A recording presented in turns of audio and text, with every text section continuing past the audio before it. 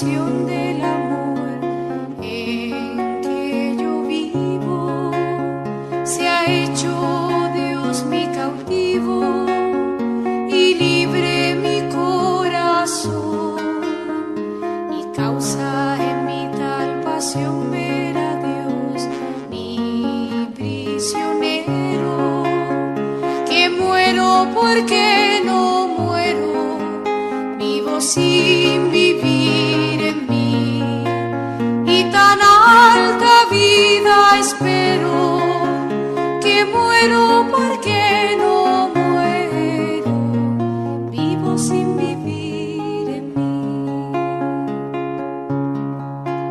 Ay, qué larga esta vida, qué duro estos destierros, esta cárcel y estos cierros en que el alma está metida. Solo esperar la salida me causa un dolor tan fiero, que muero porque no muero, vivo sin vivir en mí, y tan alta vida espero, que muero porque no muero, vivo sin vivir en mí.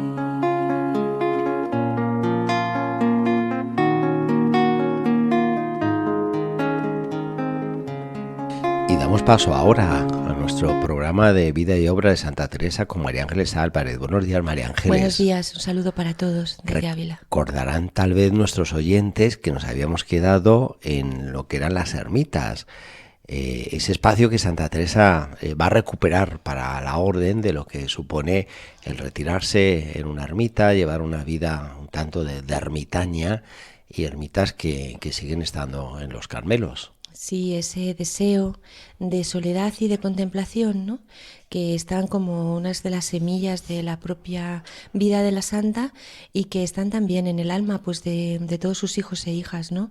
El buscar esos momentos de soledad, pues, para contemplar y para orar. Y eso hace que surgieran en el pensamiento de la santa, y por tanto en su acción, porque ya sabemos que ella todo lo que veía y lo que sentía lo ponía en marcha, la construcción de unas pequeñas ermitas dentro de sus conventos. Recordemos simplemente, padre, una cosa que hemos dicho algunas veces, pero que yo creo que es interesante, ¿no? Es que frente a este monasterio de la Encarnación, donde ella estuvo durante tantos años y que era muy grande, que tenía muchos terrenos y que había muchas monjas, es decir, que era un sitio muy grande, las fundaciones de la Santa son sitios muy pequeños. Sí. Y están situados siempre en el centro de las ciudades, ¿no? Con esta idea de ser una especie de pulmón, ¿no?, de corazón. De oasis de urbanos. oasis, pero pequeño. Sí, sí, sí. Entonces, claro, el compaginar esto tan pequeño con una comunidad que prácticamente lo llena todo, y había que buscar, por supuesto, según la santa, y así lo vemos, pues lugares para que las hermanas pudieran pues un poco tener este espacio de contemplación y de oración, y por tanto salió de aquí este deseo de construir ermitas. Y esas ermitas iniciales que fueron hechas en San José siguen estando, me consta, porque he tenido la posibilidad de entrar dentro de la clausura con motivo de la defunción de una hermana, y poder ver esas ermitas que, digamos, son históricas y que relatan episodios en la vida de Santa Teresa, como cuando salió con lágrimas en los ojos y se refugió en las ermitas ante la plática que había tenido del misionero, el padre Maldonado, sobre la situación de los indios, del Nuevo Mundo, de la situación de los misioneros, y esas ermitas están ahí. Sí. Además, las ermitas han seguido el mismo proceso un poco convulsivo de San José, como vamos a ir viendo, porque al principio se construyeron 10 ermitas, que voy a decir a quién estaban dedicadas, pero luego tuvieron que quitar algunas, pues porque hubo, como voy a ir viendo, vamos a ir analizando una serie de pleitos con la ciudad que no acababan, ¿no? Las ermitas primeras que se construyeron pues estaban dedicadas a pues una serie de santos que eran importantes para la santa, ¿no? Que eran, como hemos dicho, esos a los que ella se refería muchas veces, donde encontraba mucho consuelo. En este caso, San Jerónimo, la ermita de San Alejo, que estaba debajo de una escalera, a la Samaritana, cerca del pozo, la de San Hilarión, la de los santos Elías y Eliseo y la de San Francisco, con una imagen que, como vamos a ir viendo, fue la que ella vio en su interior, ¿no? O sea, ella, como vamos a ir relatando, fue la que dirigió un poco la imagen que tenía que ponerse de San Francisco. Y la ermita de Santo Domingo y de Santa Catalina. Un sinfín de ermitas en un espacio no muy grande. Sí. Bueno, increíble, casi una ermita por monja. Sí, nos debemos de imaginar estas ermitas, ¿no? Y bueno, los que lo han visto como usted, padre, pueden dar más fe yo simplemente de lo que me imagino, como sitios muy pequeñitos. Sí, muy pequeños, donde prácticamente entra pues la hermana y un poquito más, y donde está, bueno, pues este lugar para orar y para retirarse. Hizo la santa, como estamos comentando, pues una ermita muy graciosa, así se refieren a ella las hermanas y la historia, ¿no? Que la llamaban de la Samaritana. Y se pintó en un lienzo el misterio, ¿no? Que se hizo dentro de la misma ermita. Y esta ermita se hizo en un pozo que decían que era de agua viva, ¿no? O sea, un manantial, que era un agua muy buena y muy suave, y que de ella era de la que bebían la santa y sus hijas. Y la santa pues le solía decir a Cristo allí esto de: Señor, dame del agua viva que diste a esta santa samaritana. Esto nos lo cuenta la hermana María de San Francisco en el Proceso de Medina. Yo traigo a la memoria, María Ángeles, episodios infantiles de Santa Teresa que uno puede percibir quizá la repercusión. Bien tú recordarás ese juego de Santa Teresa construir ermitas. Incluso está bien representado con estatuas y con el texto de Santa Teresa, el libro de la vida en la actual iglesia de la Santa. Entonces ese juego de las ermitas, como quizá le vio atraer, y bueno, en el tiempo se fue derivando en todo esto que bien estás comentando, de este anhelo y deseo de las ermitas. Y luego la figura de la samaritana, como parte de la dote, su padre donará un cuadro de la samaritana, un cuadro que siempre estuvo presente en la vida familiar, y será para Santa Teresa pues siempre un pasaje evangelio muy recurrente. Sí, además ahora que ya tenía la ermita y tenía el agua, pues ella podía casi hacer un pequeño teatro interior. Oh Señor, claro, soy la samaritana, sí, y aquí está este agua, mira, yo bebo de él y además te doy a ti de beber, ¿no? Ya sabemos que a la santa le gustaban mucho las imágenes, la ayudaban mucho en su oración y en su recreación. Pero, todo tiene un pero, como he dicho. Aquí sí hay pero. Tiene, sí. Que las ermitas fueron construidas sobre las fuentes de la ciudad y fueron objeto de denuncia por apropiarse de un abastecimiento público de agua. Sabemos que los problemas en San José eran continuos. Y además va a haber un pleito porque efectivamente van a frenar el cauce de agua a las huertas, y entonces los vecinos van a montar ahí. Sí, cuando conocemos un poco la ciudad de Ávila sabemos, bueno, que toda la conducción de Ávila que venía desde la zona de las Servencias para abajo, ¿no? Pues había ahí, justamente terminaba, era como el caudal del agua, con lo cual unos mantos de agua subterráneos que probablemente, y sin duda están por allí, es decir, que por allí hay estas fuentes. Fueron denunciadas estas pobres monjas que estaban tan felices bebiendo el agua de la samaritana por esto. Y también hubo otra denuncia adyacente a esta, en la que decían que la edificación de granito del convento era muy alta y dejaba la calle con las heladas de invierno impracticable. En aquella época se podía decir esto. Es decir, que usted ha construido muy alta la tapia de su casa y hay un hielo tremendo y eso me está afectando a mí la vida, ¿no? El juicio al que tuvo que replicar la santa, o sea, que tuvo que defenderse, determinó que se levantaran las ermitas, o sea, que se quitaran y que se indemnizara dándoles otra zona a las monjas en otro lugar. Es decir, no pueden ustedes construir aquí porque hay fuentes, con lo cual, bueno, pero vamos a correr un poquito el terreno del convento para que las monjas puedan tener sus ermitas y su terreno en otro sitio, porque eran pobres y ellas no podían comprar otro terreno. Con lo cual nos podemos imaginar que a lo mejor las fuentes estaban por otros lugares un poquito distintos de lo que es ahora el convento de San José. Bueno, las tiraron y ellas nuevamente las volvieron a levantar, ¿no?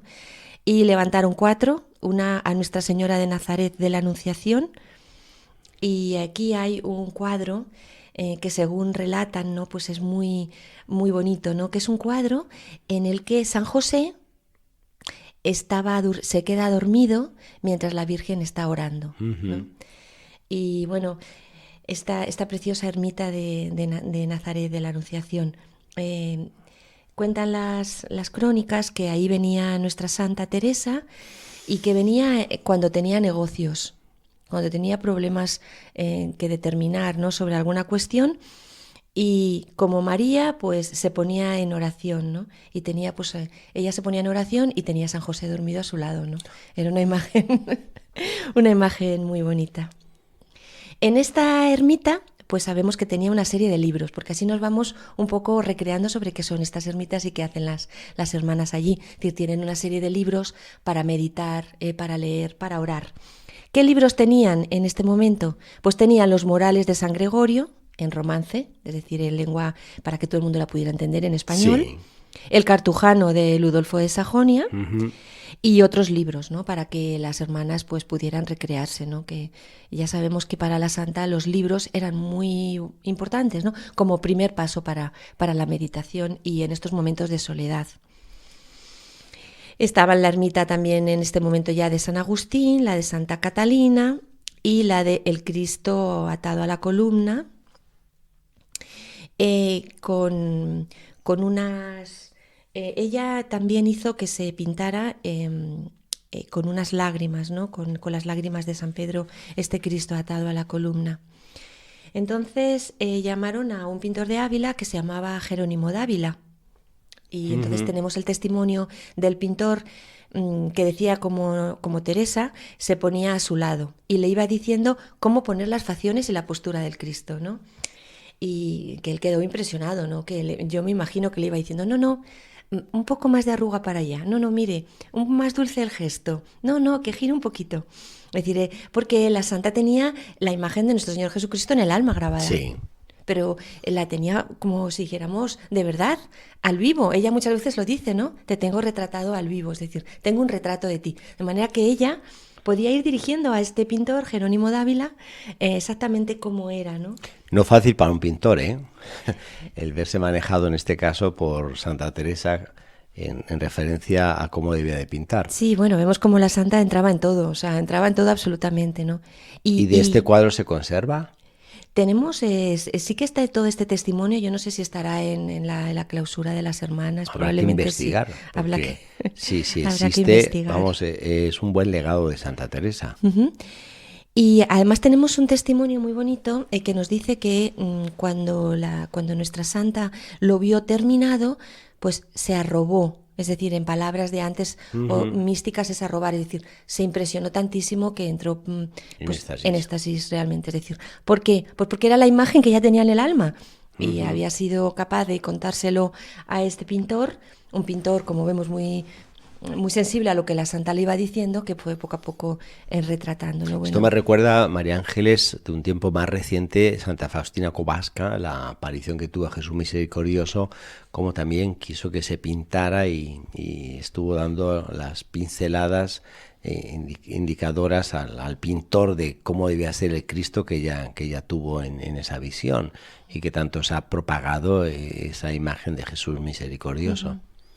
Sí, la verdad son tablas impresionantes. Esta pintura tan impresionante, pues luego fue restaurada en el año 1670, nada más ni nada menos, padre, que por Francisco Rizzi, es decir, un grandísimo pintor. Estamos hablando de un pintor de la corte del rey Felipe IV, un pintor barroco de la escuela madrileña de la segunda mitad del siglo XVII, de los más importantes, que trabajó en todas partes y que trabajó mucho, según yo he estado investigando un poco, para los carmelitas descalzos, ¿no? Probablemente no solo porque le llamaran para hacer este tipo de obras, de pinturas o de restauraciones, sino también porque él tenía pues un sentimiento, una espiritualidad cercana, es decir, que se encontraba muy contento, muy feliz haciendo este tipo de trabajos, ¿no?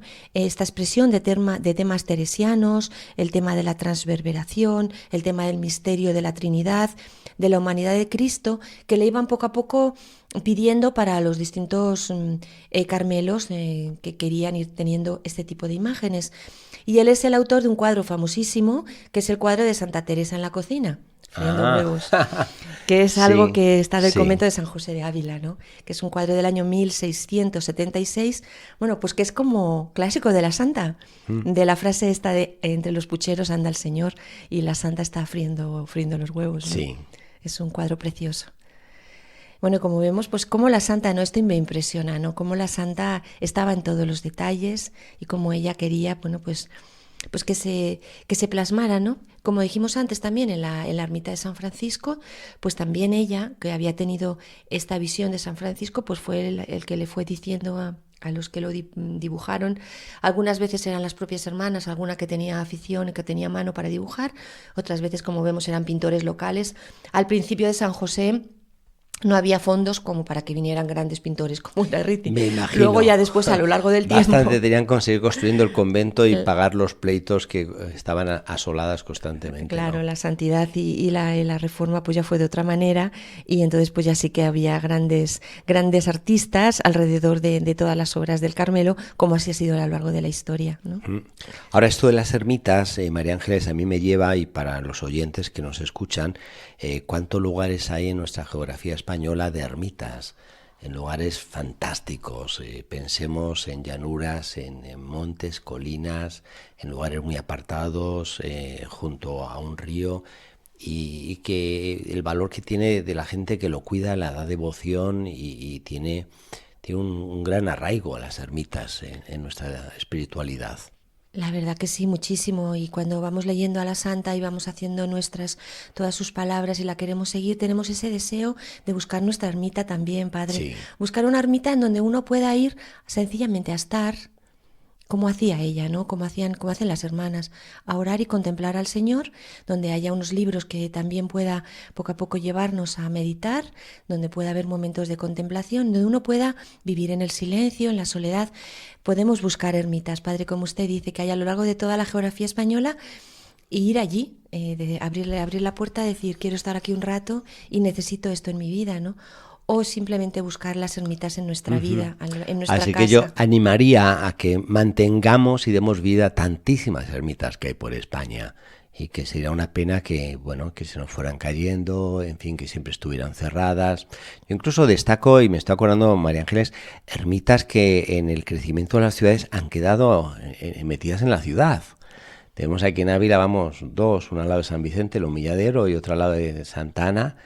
Y también recuerdo, tengo incluso una hermana que en Madrid se casó, hoy casi es el centro de Madrid, la calle Segovia, con el Parque del Moro, junto al Palacio de Oriente, y que es la ermita de la Virgen del Puerto, y que fue una antiguísima ermita de los que venían de Extremadura, de por ahí de Cáceres, que junto al río Manzanares pues se hicieron ahí su ermita. Y cuántas ermitas que han quedado en el centro de la ciudad. Sí, que tienen este sentido, ¿no? Un poco de retiro y de oración. Y esto que decimos, Padre, ¿no? Un poco como cosa práctica que la Santa nos va enseñando, que busquemos nuestras ermitas en la vida diaria. Es decir, que busquemos nuestros lugares de silencio y de oración, que incluso dentro de nuestra propia casa, en nuestros alrededores, podemos buscar cerrar la puerta de una habitación y decir, esta es mi ermita, Señor, y voy a estar contigo un rato, ¿no? Buscar estos momentos. Pues creo que es un buen propósito de esta espadaña. Un propósito de este nuevo año. María Ángel, yo también destacaría en la Encarnación, hay dos ermitas, habiendo sido un monasterio calzado hasta 1940. Las carmelitas no quisieron dejar de vivir este aspecto de ermitaño de Santa Teresa y construyeron dos ermitas, una que se llama San Francisco y otra San Juan de la Cruz, que esta San Juan de la Cruz está puesta en el lugar físico donde debió de estar esa casita que había construido Santa Teresa para San Juan de la Cruz y el otro carmelita, que pudiesen ser capellanes y confesores del monasterio. Así que incluso aquí hay dos ermitas también. Uh-huh. Vamos a ver ahora, Padre, cómo vivía nuestra Santa Teresa en San José en este momento, ¿no? Primero, simplemente dar una pincelada que yo creo que nos va a poner un poco su vida claramente, ¿no? Es que Teresa estaba en su vida espiritual tras el desposorio espiritual. es decir, el desposorio. Luego sabemos que vivió la gracia mística del matrimonio espiritual el 18 de noviembre de 1572. El desposorio fue durante los años 1558-1560. El desposorio es, como si dijéramos, la primera parte del matrimonio espiritual. Es como cuando en una pareja hay, pues como si dijéramos lo que se dice, ¿no? La pedida de mano. Sí. Una cosa de estas. Esto es dentro de esta simbología teresiana, ¿no? Porque si no nos podemos llegar a perder, ¿no? ¿Qué significa desposorio? ¿Qué significa matrimonio? Bueno, desposorio es saber que hay un amor entre estos dos seres, que en este caso el Señor y su querida hija Teresa de Jesús, y que entre ellos hay pues una relación de amor y de amistad profunda. Y luego ya después se celebrará esta gracia mística, ¿no? El Señor la hará vivir. Esta gracia mística, este regalo grandísimo, es aquí en el Monasterio de la Encarnación el 18 de noviembre de 1572. Es decir, que nuestra santa estaba viviendo unos años de un montón de gracias místicas y que los testigos que había a su alrededor nos lo van corroborando. ¿Quién nos dice estas gracias místicas? Pues, por ejemplo, nos lo dice el capellán de San José, el padre Julián de Ávila, nos lo dice el padre Ibáñez, como sabemos, de la Orden de Predicadores, ¿no? Así nos lo cuentan, ¿no? Tengo aquí recogido pues lo que nos cuenta la hermana Isabel de Jesús en el proceso de Salamanca. Dice así: una vez, acabando la madre, es decir, en Santa Teresa, de comulgar, se fue a levantar el cuerpo del suelo y ella se asió a la verja, diciendo a nuestro Señor: por poca cosa que tanto importa, no permitas que una mujer pecadora sea tenida por buena. Tuvo esta ascesis, ¿no? Como se elevó, ¿no? Y ella pues se sintió un poco, como si dijéramos, abochornada, ¿no? De que esto fuera en público y que la fueran a considerar como santa, ella que se consideraba una mujer pecadora, ¿no? Y entonces impresiona profundamente esta humildad de nuestra santa, ¿no? Sí. Que ya en estos momentos de altas gracias místicas, ¿no? Ella seguía sintiéndose miserable y no quería realmente que se la viera como una santa, ni con ningún tipo de gracias espectaculares solo para ella, ¿no? También la vio en éxtasis después de comulgar el padre Ángel Salazar, el provincial de las Carmelitas, ¿no? Y claro, pues ¿qué esto que produjo? Pues que muchas personas empezaron a hablar y que era impresionante, ¿no? Porque la Madre Teresa seguía teniendo estas gracias místicas de manera pública y que esto dio lugar pues a muchos comentarios. También sabemos que tuvo estos arrobamientos en presencia de otra persona muy importante en este momento en la vida de la santa, que es el obispo, Álvaro de Mendoza, y en las personas que visitaban el convento, ¿no? En donde realmente, bueno, pues muchas personas quedaban sobrecogidas sobre las gracias místicas que estaba viviendo la santa. Pero estas gracias místicas que tanto llamaban la atención y que preocupaban a la santa, pues empezaron a cesar poco a poco a partir de estos días de San José. Esto nos lo cuenta el padre Julián de Ávila. Dice así: yo la pregunté: madre, dígame la causa, que solía arrobarse muy a menudo y ahora ha días que no la veo con la suspensión que podía tener. A esto me respondió que era verdad, que no se arrobaba ya, pero que era mayor la oración que ya tenía que no cuando se arrobaba. Estas gracias místicas, como vemos, padre, y esto creo que es algo que para terminar este programa me gustaría dejar claro. Sí. Estas gracias místicas, y así nos lo describe Teresa, no son la cumbre de la vida espiritual. No es como si dijéramos lo más que una persona puede vivir en su experiencia con el Señor, sino que son un paso más de camino de la oración por donde el Señor nos va llevando. Curiosamente, si analizamos la vida de la santa, vemos que después de este matrimonio espiritual al que nos referíamos antes, todas estas gracias extraordinarias cesaron, ¿no? Por lo tanto, se cerraban por un momento pues estos momentos de extremada emotividad psíquica de la santa y que sabemos que llegaba incluso a poner en peligro su propia vida y entraba en otro momento de mucha más paz y de mucha más contención de todo esto después del matrimonio espiritual. Y todo este proceso de poco a poco ir dejando que todas las gracias místicas el Señor las iba dejando, como si dijéramos, en un agua mucho más tranquila, se produjo aquí en estos días de San José. Muy bien, María Ángeles. Pues nos quedamos en esta lección de vida espiritual también, además de las ermitas, de las experiencias místicas. Sí, sobre todo, Padre, porque es algo que a mí me ha pasado cuando yo empecé a profundizar en las cosas de la Santa. Yo pensé que estas experiencias místicas tan altas que hemos ido describiendo y que ella tenía eran el culmen de la vida mística. Y ella nos dice que no, que es un paso más. Es un proceso. Que es un proceso más. Es un proceso. Y que cuando ya realmente ella vivió este matrimonio espiritual, que ahí sí que es la cumbre de una vida con el Señor, todo esto cesó, ¿no? Muy bien, María Ángeles, pues continuaremos la próxima espadaña, siguiendo este itinerario de Santa Teresa, después de haber visto la idea de las ermitas de vuelta en los conventos y de su experiencia de espiritual en San José. Sí, estamos en un momento que vamos a ir engolosinando para el siguiente programa, Padre. Vamos a ver cómo era la vida en San José, la visita del Padre Rubeo, tan importante para la Santa, porque le dio la posibilidad de fundar otros conventos. Cabellos tuviese. Muy bien. Y también la posibilidad de fundar los conventos de frailes, y estamos ya a las puertas de una santa que ya se nos va a marchar a Medina del Campo en cualquier momento. Muy bien, pues ahí vamos. Gracias, María Ángeles. Un saludo. Y ponemos punto, diría, y seguido, porque nos vemos, si Dios quiere, la próxima espadaña del próximo viernes, Dios mediante. Y ahora en Radio María pasamos en breve al Ángelus. Hasta entonces.